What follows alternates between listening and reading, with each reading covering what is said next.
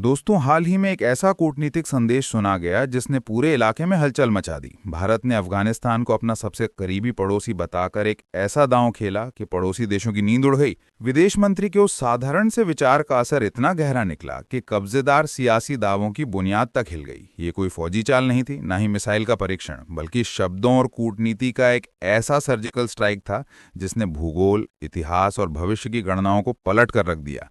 भारत ने जिस तरह से पीओके पर अपने दावे को फिर से ताकत दी है, उससे पाकिस्तान के उस रिश्ते को नई चुनौती मिल गई है जो सालों से उस क्षेत्र पर उसका कब्जा सही ठहराती आई थी।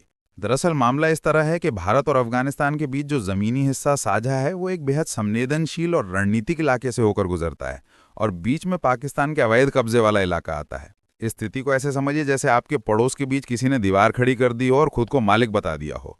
अब भारत ने दुनिया के सामने स्पष्ट कहा कि वो उस दीवार को कभी वैध नहीं मानेगा। विदेश मंत्री का अफगानिस्तान को निकटतम पड़ोसी कहना पाकिस्तान के लिए कड़ा संदेश था।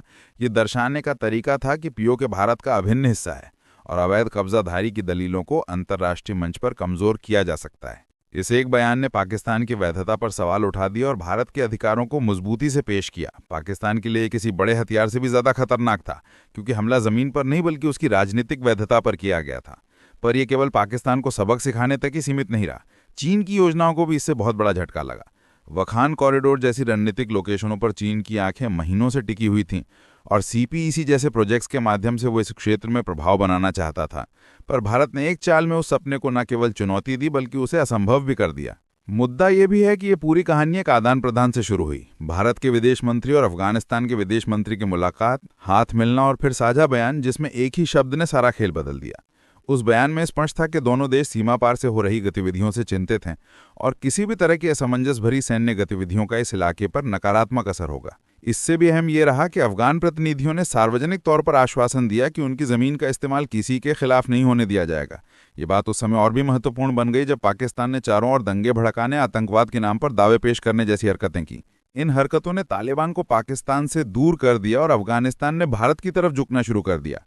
भारत ने इस पूरे खेल में संयम और परिपक्वता दिखाई। जब दुनिया ने तालिबान से दूरी बनाई, भारत ने मानवीय मदद नहीं रोकी। आपदा और महामारी के समय सहायता, दवाइयां और अनाज भेजना और आम लोगों के हित को प्राथमिकता देना ही उसकी नीतियों का केंद्र रहा। इसी भरोसे के बूते अफगान अधिकारी दिल्ली आकर आभार व्यक्त करने लगे और साथ ही स्पष्ट शब्दों में कहा कि वो भारत के साथ मिलकर क्षेत्रीय शांति चाहते हैं।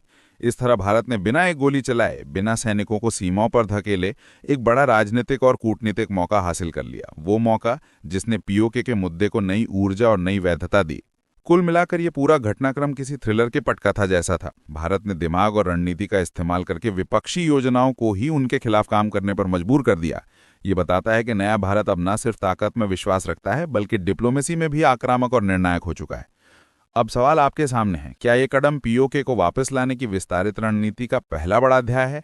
क्या पाकिस्तान अब अपने बनाए जाल में और अधिक अकेला हो गया है? और क्या चीन के लिए संकेत है कि उसे इस क्षेत्र में सरलता से विस्तार करने का सपना छोड़ देना चाहिए? अपनी राय नीचे कमेंट में जरूर लिखिए और बताइए कि आप इस नए भारत के कूटनीतिक अंदाज के बारे में क्या सोचते हैं।